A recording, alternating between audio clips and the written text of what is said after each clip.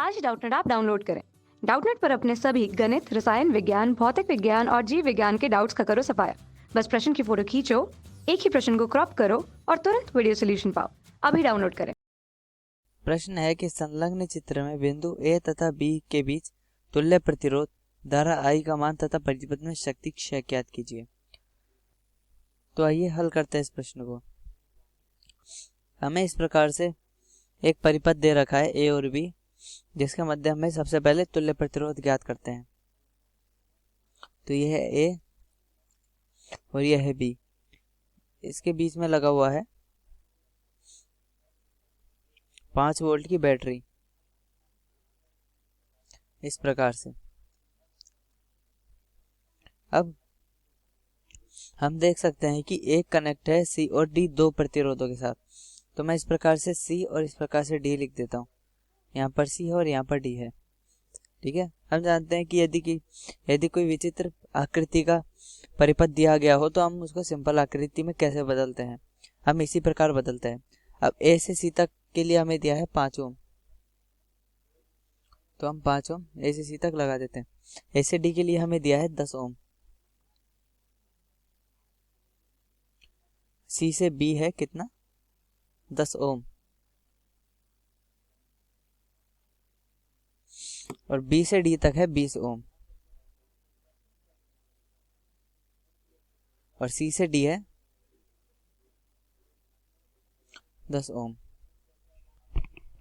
तो हम एक बार देखते हैं कि यह जो परिपथ है इसके अंदर व्हीटस्टोन सेतु जैसा लग रहा है। हम देख सकते हैं कि यह परिपथ व्हीटस्टोन सेतु जैसा ही है।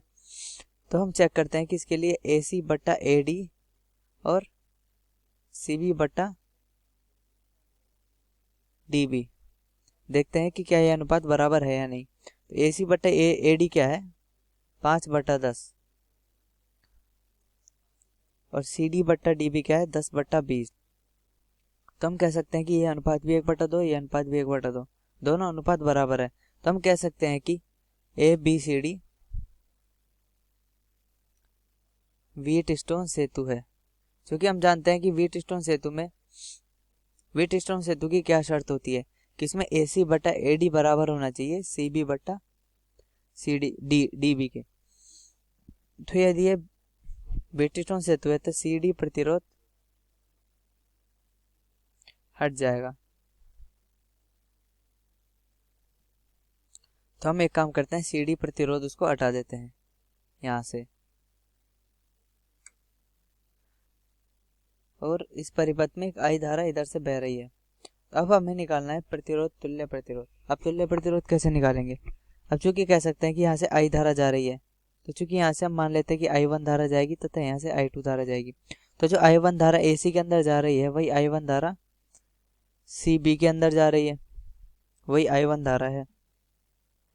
तो ये दोनों हो गए हमारे पास श्रेणी क्रम में। और उसी तरीके से I2 10 ओम के अंदर जो I2 जा रही है वही I2 20 ओम के अंदर से जा रही है। तो ये दोनों हो गए हमारे पास श्रेणी क्रम में। तो हम इसको आगे लिख सकते हैं, ये दोनों 5 और 10 15 ओम। ये बिंदु है A और ये बिंदु है B और ये दोनों 30 ओम। और यहाँ पे एक बैटरी जुड़ी हुई है 5 वोल्ट की। इस प्रकार से अब हम ये देख सकते हैं कि 15 ओम और 30 ओम दोनों समांतर क्रम में है। अब ये दोनों यदि समांतर क्रम में है तो हम लिख सकते हैं कि इन दोनों को रिप्लेस कर देते हैं एक प्रतिरोध से। और 50 ओम और 30 ओम, तो RAB क्या लिखा जाएगा, ये लिखा जाएगा 15 गुणा 30 बटा 15 प्लस 30। तो ये आएगा 10 ओम तथा RAB के बीच का मान हुआ 10 ओम। तो हम कह सकते हैं कि परिपथ का तुल्य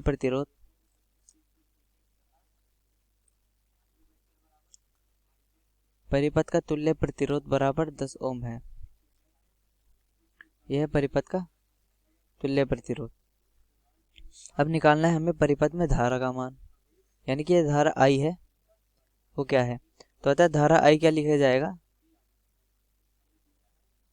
जो वोल्टेज है 5/10, यानी कि धारा का मान हो गया 1/2 एम्पियर।